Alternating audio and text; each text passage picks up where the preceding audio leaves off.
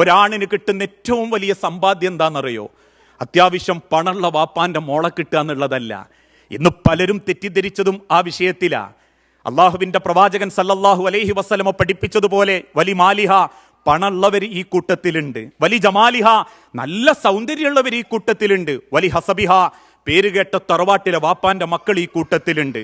പക്ഷേ സ്വന്തം സ്വഭാവത്തിലെ ഈമാനിന്റെ ശുദ്ധി കൊണ്ട് ഞാൻ എൻ്റെ ഭർത്താവിന് കിട്ടിയ ഏറ്റവും വലിയ സൗഭാഗ്യാന്ന് പടച്ചോനെ സാക്ഷി നിർത്തി പറയാൻ നിങ്ങൾക്ക് ആർക്ക് പറ്റുന്നോ അവരാ ഏറ്റവും ഉത്തമയായ സ്ത്രീകൾ. അവരാ ഈ ദുനിയാവിൽ പടച്ചോൻ സൃഷ്ടിച്ചവരിൽ വെച്ച് ഏറ്റവും അള്ളാഹു ഇഷ്ടപ്പെടുന്ന സ്ത്രീകൾ. വൽമർഅത്തു സ്വാലിഹ, ദുനിയാവിൽ പല ആണുങ്ങൾക്കും പലതും കിട്ടും, പല കോലത്തിലുള്ളതും കിട്ടും. പക്ഷേ ഈ ദുനിയാവിലെ ഏറ്റവും നല്ല വിഭവം അള്ളാഹുവിനെ ഭയപ്പെടുകയും പടച്ച റബ്ബിനെ സ്നേഹിക്കുകയും ആ സ്നേഹത്തോടുകൂടി നല്ലൊരു ഭാര്യയായി അള്ളാഹുവിന്റെ അരികിലേക്ക് തിരിച്ചു പോകാൻ സൗഭാഗ്യം ലഭിക്കുകയും ചെയ്തവരാ. ഏതാനും ചില മാസങ്ങൾക്ക് മുൻപ് കോഴിക്കോട് ഒരു അപകട മരണം ഉണ്ടായി.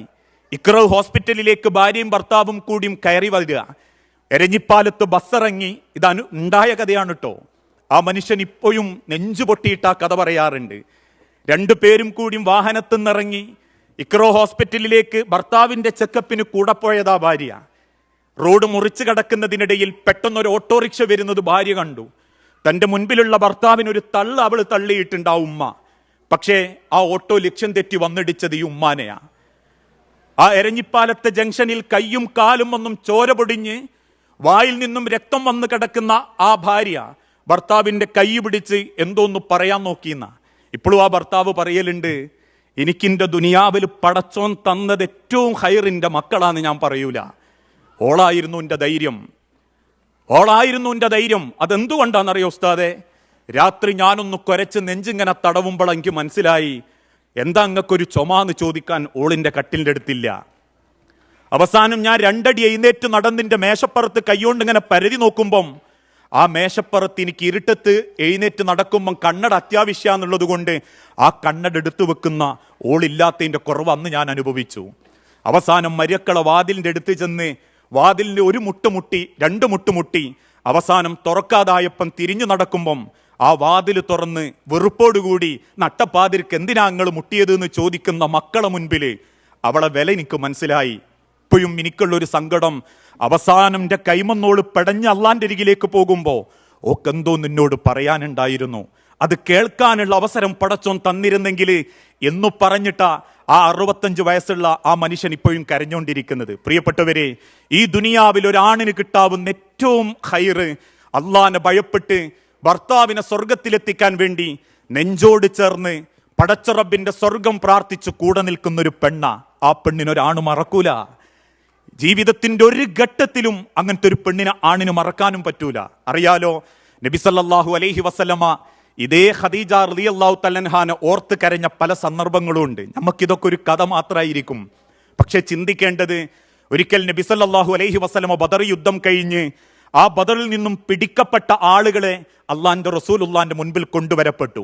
എന്തെങ്കിലും പകരം കൊടുത്താൽ അഥവാ മോചനദ്രവ്യം കൊടുത്താൽ മോചിപ്പിക്കാം എന്ന ധാരണയിൽ നബി സല്ലല്ലാഹു അലൈഹി വസല്ലമ സഹാബത്തിനോട് കൽപ്പന കൊടുത്ത് കാത്തിരിക്കുമ്പം മോചനദ്രവ്യം വാങ്ങി വന്ന സഹാബത്തിന്റെ കയ്യിൽ ഒരുപാട് മാലക്കിടയിൽ അടിയിൽ ഒരു മാല തൂങ്ങിക്കിടക്കുന്നത് കണ്ട് സ്വന്തം ഇരിപ്പിടത്തിൽ നിന്നും പ്രവാചകൻ എന്തോ കണ്ട് ഭയപ്പെട്ടവനെ പോലെ ഓടി വന്നുന്നാ. അള്ളാഹുവിന്റെ റസൂലിന്റെ ഓട്ടം കണ്ട് സഹാബാക്കൾ അമ്പരന്ന് നിൽക്കുമ്പോൾ മോചനദ്രവ്യമായി പിടികൂടപ്പെട്ട മാലയുടെ കൂട്ടത്തിൽ നിന്ന് തൂങ്ങിക്കിടക്കുന്ന ഒരു കറുത്ത മാല അഥവാ ഒരു കറുത്ത അടയാളത്തിലുള്ള മാല വലിച്ചെടുത്ത് അള്ളാഹുവിന്റെ റസൂലുള്ള കയ്യിൽ പിടിച്ച് വിതുമ്പിക്കരയാൻ തുടങ്ങി. ഒരു പേര് കേൾക്കുമ്പോഴേക്കും റസൂലുള്ള കരയും. ആ പേരിന്റെ കൂട്ടുകാരികളെ കാണുമ്പോഴേക്കും അള്ളാന്റെ റസൂല് കരയും. ആ പേരിനെ പറ്റി ആരെങ്കിലും ചർച്ച ചെയ്യുമ്പോഴേക്കും അള്ളാന്റെ പ്രവാചകൻ നെഞ്ചുപൊട്ടിക്കരയും. ആ മാല പിടിച്ച് കണ്ണുനീരോടെ വെപ്രാളപ്പെട്ട് നിൽക്കുന്ന റസൂലുള്ളാഹി സല്ലല്ലാഹു അലൈഹി വസല്ലമ സഹാബത്തിന്റെ മുൻപിൽ വെച്ച് വിതുമ്പിക്കരയുമ്പോൾ സഹാബത്ത് ചോദിച്ചു, നബിയെ, ആരുടേതാണ് ഈ മാല? എന്തിനാ റസൂലേ നിങ്ങൾ കരയുന്നത്? സഹാബാക്കളിൽ ചിലർ വന്നു പറഞ്ഞു, റസൂലേ, അങ്ങയുടെ മകൾ സൈനബ റളിയല്ലാഹു തആല അൻഹായുടെ ഭർത്താവ് യുദ്ധത്തിൽ ബന്ദിയാക്കപ്പെട്ടിട്ടുണ്ട്. ആ ബന്ദിയാക്കപ്പെട്ട സൈനബയുടെ ഭർത്താവ് മോചനദ്രവ്യമായി തന്നത് ഈ മാലയാ റസൂലേ. അള്ളാഹുവിന്റെ നബി ആ മാല ഇങ്ങനെ പിടിച്ചിങ്ങനെ കരയാ. സഹാബത്ത് ചോദിച്ചു, റസൂലേ, എന്താ അങ്ങക്കൊരു സങ്കടം? റസൂലുള്ള അല്പം കണ്ണീരോടെ പറഞ്ഞു, ഇതിന്റെ ഖദീജാന്റെ മാലയാ, ഇതിന്റെ ഖദീജാന്റെ മാലയാ. ഈ മാല കാണുമ്പോൾ എനിക്ക് എൻ്റെ ഖദീജാൻ ഓർമ്മ വന്നു സഹാബത്തെ. എൻ്റെ സൈനബാനെ കെട്ടിച്ചു വിടുമ്പം ആ സൈനബയുടെ കഴുത്തിലേക്ക് എൻ്റെ കൺമുന്നിൽ വെച്ച് ഖദീജ ഇത് ഊരിക്കൊടുക്കുമ്പം ഞാൻ ഖദീജാനെ നോക്കി കരഞ്ഞിട്ടുണ്ട്. കാരണം ഇസ്ലാമിന്റെ തുടക്ക കാലഘട്ടത്തിൽ എൻ്റെ കൂടെ പോരുന്ന ഖദീജ ധനാഢ്യയായിരുന്നു, സമ്പത്തുള്ളവളായിരുന്നു. മക്കയിലെ ഏത് പെണ്ണുങ്ങളും മോഹിക്കുന്ന കോടീശ്വരിയായിരുന്നു എൻ്റെ ഖദീജ. അവസാനം എൻ്റെ കൂടെ കൂടി 15 കൊല്ലത്തെ നുബുവത്തിന്റെ കാലത്തിന് ശേഷം 10 കൊല്ലത്തെ നുബുവത്തിന് ശേഷം എൻ്റെ ഖദീജ മണ്ണിലേക്ക് മടങ്ങുമ്പോൾ അവസാനം ഖദീജാന്റെ കഴുത്തിലാകെയുള്ള ഈ മാല സൈനബ കൂരിക്കൊടുക്കുന്ന ആ രംഗം അതിന്റെ മനസ്സിൽ വന്നു സഹാബത്തെ. എനിക്കിൻ്റെ ഖദീജക്ക് പകരം ആകാശം ഭൂമി പടച്ചോൻ തരാന്ന് പറഞ്ഞാലും ഞാൻ എൻ്റെ ഖദീജാനെ മാത്രമേ തിരിച്ചു ചോദിക്കൂ. തരുമെങ്കിൽ റബ്ബേ എനിക്കിൻ്റെ ഖദീജാനെ ഇങ്ങി തിരിച്ചു തരണേ. ഉമ്മാരേ, ഭാര്യമാരേ, ഒരു ഭാഗ്യാണത്. കെട്ടിയ ആണിന്റെ മനസ്സിലുണ്ടാക്കുന്ന ഭാഗ്യം, അതുണ്ടാക്കാനായി ഈ ദുനിയാവിൽ പടച്ചോൻ നിങ്ങൾക്ക് അവസരം തന്നിട്ടുള്ളൂ. ഈ ദുനിയാവിൽ നിങ്ങൾ എന്ത് സമ്പാദിച്ചു എന്നും നിങ്ങൾ ആരൊക്കെ മനസ്സിൽ രോമാഞ്ചുണ്ടാക്കിയെന്നും അല്ലാഹു തആല ചോദിക്കൂല. മറിച്ച് നിങ്ങൾക്ക് മഹർ തന്നു കൂട്ടിക്കൊണ്ടുപോയ ഭർത്താവിന്റെ മുൻപിൽ നിങ്ങൾക്ക് നല്ലൊരു ഭാര്യയാവാൻ പറ്റുമോ? ആ ഭാര്യയോടൊപ്പം പടച്ച റബ്ബിന്റെ സ്വർഗത്തിൽ നിങ്ങളെ മുന്നിൽ നിർത്തി അള്ള വിചാരണക്ക് ചെയ്യുമ്പം അവളുടെ സ്വഭാവത്തിൽ ഞാൻ തൃപ്തനായിരുന്നു റബ്ബേ എന്ന് ഒരാണെങ്ങാനും റബ്ബിനോട് പറഞ്ഞാൽ അവളുടെ സ്വഭാവം, അവളുടെ ക്ഷമ, അവളുടെ വിനയം, അവളുടെ ചേർന്ന് നിൽക്കൽ, എൻ്റെ കുടുംബത്തിൽ എൻ്റെ ഭാര്യ എനിക്ക് തന്ന സപ്പോർട്ട് നാദാ എന്നൊരു പെണ്ണ് പറഞ്ഞാൽ അള്ളാഹുവിന്റെ പ്രവാചകൻ സഹാബത്തിന്റെ പെൺമക്കളുടെ മുഖത്തു നോക്കി സൂചിപ്പിച്ചു, നിങ്ങൾക്ക് സ്വർഗമല്ലാതെ അള്ളാഹു മറ്റൊന്നും വാഗ്ദാനം ചെയ്യുന്നില്ല. ഒരു നല്ല ഭാര്യ എന്ന് പറഞ്ഞാൽ ഭർത്താവിന്റെ സ്വഭാവക്കേടുകൾ കണ്ടിട്ട് വെറുത്ത് ജീവിക്കുന്നോളല്ല. ഇന്ന് അങ്ങനെ ഉണ്ട് ചില ഭാര്യമാര്. മൂപ്പര് അങ്ങനത്തെ ഒരാളായതുകൊണ്ട് ഞാനും അങ്ങനെയാ, മൂപ്പര് ഇങ്ങനത്തെ ഒരാളായതുകൊണ്ട് ഞാനും അങ്ങനെയാ. അല്ല, ജീവിതത്തിൽ ഭർത്താവിന്റെ കോലത്തിലും അള്ള പരീക്ഷിക്കും, ഭാര്യന്റെ കോലത്തിലും പടച്ചോൻ പരീക്ഷിക്കും, മക്കളെ രീതിയിലും പടച്ചോൻ പരീക്ഷിക്കും. ആ പരീക്ഷണങ്ങൾ ഏറ്റെടുക്കുമ്പോഴേക്കും നമ്മക്കേ അതുള്ളൂ എന്ന് ചിന്തിക്കരുത്. അതിനേക്കാളും വലിയ പരീക്ഷണങ്ങൾ അനുഭവിക്കുന്നവർ ഈ ദുനിയാവിലുണ്ട്. പ്രിയപ്പെട്ടവരെ, ദുനിയാവിൽ പടച്ചോൻ പലതും തരും, പല പരീക്ഷണങ്ങളും അള്ളാഹു തരും. ആ പരീക്ഷണങ്ങളിൽ ഒരു വിശ്വാസിക്കുള്ള ഏറ്റവും വലിയ ത്യാഗം, സമാധാനം എന്താണെന്നറിയോ? എനിക്കെന്റെ റബ്ബിനോട് പ്രാർത്ഥിക്കാൻ എനിക്ക് അവസരമുണ്ടല്ലോ എന്നുള്ള ചിന്തയാ. അല്ലാതെ ഭർത്താവിന്റെ സ്വഭാവക്കേടുകൊണ്ടും മക്കളെ സ്വഭാവക്കേടുകൊണ്ടും കുടുംബത്തിലുണ്ടാകുന്ന ചെറിയ പരീക്ഷണങ്ങളെ കൊണ്ടും ചെറിയ അസ്വസ്ഥതകളും സൂക്കേടുകൾ ഉണ്ടാകുമ്പോഴേക്കും എനിക്കേ പടച്ചോൻ ഇതൊക്കെ തന്നിട്ടുള്ളൂ എന്ന് ചിന്തിക്കണ്ട.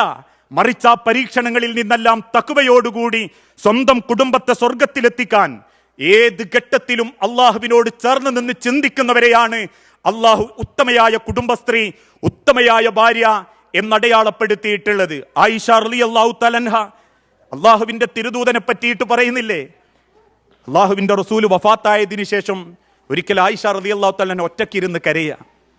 അത് കണ്ടപ്പം പലരും ചോദിക്കുന്നുണ്ട്, എന്തിനാ ഉമ്മാങ്ങൾ കരയുന്നത്? റസൂലുള്ളാന്റെ മരണാണോ? ആയിഷ ബീവി പറഞ്ഞു, അല്ല, പിന്നെ എന്തിനാ ഉമ്മാങ്ങൾ കരഞ്ഞ്? ആയിഷ റളിയല്ലാഹു തആല അൻഹ തിരിച്ചു പറയുന്നുണ്ട്, വയറ് നിറച്ചിൻ്റെ റസൂലിന് ഭക്ഷണം കൊടുക്കാനുള്ള ഭാഗ്യം പടച്ചോൻ എനിക്ക് തന്നിട്ടില്ല. പലപ്പോഴും ഒരു കാരക്ക കൈമ കിട്ടുമ്പം അതിൻ്റെ 3/1 ചീന്തിയെടുത്ത് ഒന്ന് റസൂലുള്ളാക്കും, ഒന്ന് ഹസൻ ഹുസൈൻ എന്ന പ്രവാചകന്റെ പേരക്കുട്ടികൾക്കും, ഒന്ന് ആയിഷ ബീവിയും കഴിച്ച ചരിത്രം ഇസ്ലാമിക ലോകത്തുണ്ട്. വയറ് നിറച്ച് എൻ്റെ ഹബീബിന് ഭക്ഷണം കൊടുക്കാനുള്ള ഭാഗ്യം പടച്ചോൻ എനിക്ക് തന്നിട്ടില്ല എന്ന് കരഞ്ഞു പറയുന്ന നമ്മളെ ഉമ്മ ആയിഷ റളിയല്ലാഹു തആല അൻഹയും ഒന്നും മനസ്സമാധാനത്തോടെ ഭർത്താവിൻ്റെ അരികിലിരുന്ന് ഒരു ഭക്ഷണം വാരിക്കൊടുക്കുക അല്ലെങ്കിൽ എടുത്തു കൊടുത്ത് ഒരു 5 മിനിറ്റ് മനസ്സമാധാനത്തോടെ അയാളെ നോക്കിയിരിക്കുന്ന നമ്മളും ഒന്ന് ചിന്തിച്ചു നോക്കിയിട്ടുണ്ടോ? ഏത് ദിവസം ഇക്കഴിഞ്ഞ ദിവസത്തിൻ്റെ ഇടയ്ക്ക് ഭർത്താവിൻ്റെ അരികിൽ നമ്മളൊന്ന് ഇരുന്ന് അയാളെ വേദനയെപ്പറ്റി ചോദിച്ച്, ഞാൻ പറയാറുണ്ട്, ഞാൻ എൻ്റെ ഭാഷയിലാണ് പറയാറുള്ളത്, ഏതാണുങ്ങൾക്കും സങ്കടങ്ങളുണ്ട്, ഏതാണുങ്ങൾക്കും 5 ഉറുപ്യ ഉണ്ടാക്കാനുള്ള വെപ്രാളമുണ്ട്. നാട്ടിൽ കൈക്കോട്ടെത്താൻ പോകുന്നവന് ചൂടും വെയിലും ഉണ്ട്, എന്നാൽ AC-ൻ്റെ ഉള്ളിൽ കുത്തിരിക്കുന്നവന് കച്ചവടം നടക്കാത്തതിൻ്റെ അകവും പുറവും ബേജാറുണ്ട്. ഏതാണിനും അവൻ്റെ നെഞ്ചരിച്ചിലോടുകൂടെയാ 5 ഉറുപ്യ കൈമ കിട്ടുന്നത്. ഒരാണൊരു ഉറുപ്യ ഉണ്ടാക്കുന്നത് ഓൻ ഒറ്റക്ക് ജീവിക്കാനായിരുന്നേ. ജീവിതത്തിൽ ഒരിക്കലും ഓനൊരു പെണ്ണിനെ തിരിഞ്ഞു നോക്കൂല, ഒരു ഭാര്യമാർക്കും സ്ഥാനം കൊടുക്കൂല. എന്നിട്ടും പകലന്തിയോളം മേലും കയ്യും വേദനയായിട്ടും നേരം വെളുത്തിട്ട് പുറത്തിറങ്ങി കിട്ടാവുന്നത് സ്വരൂക്കുട്ടി വെക്കുമ്പം ഒരാണിനൊരൊറ്റ സ്വപ്നമേ ഉള്ളൂ, ഉമ്മാരെങ്ങൾ പട്ടിണി കിടക്കല്ലെന്ന്, നിങ്ങൾ മനസ്സമാധാനത്തിൽ ജീവിക്കണം എന്ന്, നിങ്ങളെ കുടുംബക്കാരുടെയിലും ഏട്ടത്തിൻ്റെ അനിയത്തിൻ്റെ ഇടയിലും നിങ്ങൾ നാണം കെടരുത് എന്ന്. നിങ്ങളും മക്കളും സമാധാനത്തിൽ തിന്ന് ജീവിക്കണം എന്ന്. അതുകൊണ്ട് ആയിഷ റളിയല്ലാഹു തആല അൻഹ കണ്ണീരോടെ പറഞ്ഞതും, എൻ്റെ റസൂലുള്ളാക്ക് വയറ് നിറച്ച് ഭക്ഷണം കൊടുക്കാനുള്ള ഭാഗ്യം പടച്ചോൻ എനിക്ക് തന്നിട്ടില്ല.